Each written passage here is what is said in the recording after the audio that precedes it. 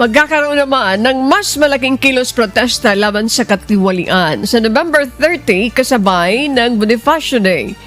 Inanunsyo ito ng Kilusang Bayan kontra Kurakot o KBKK kahapon. Anila, inaasahan na mas malaki pa ito kumpara sa anti-corruption rally noong September 21. Iginit din ng Kilusan na magdudulot ng pressure kay Pangulong Ferdinand Marcos Jr. ang November 30 nationwide rallies para seryosohin itong tugunan ang pinakamatinding korupsyon o corruption scandal sa bansa. Kaya tuloy-tuloy ang pangangalampag natin. Ayaw natin na maulit na magkakaroon ng kasuhan pero lokohan lang pala, walang magiging guilty sa hatol. Kaya ituloy natin ang protesta at pangangalampag. Kahit na sinasabi ng palasyo, huwag daw tayo mainip. Pinagbubutihan daw nila ang pagbubuo ng kaso para sureball. Sureball nga ba? Sobrang bagal nila.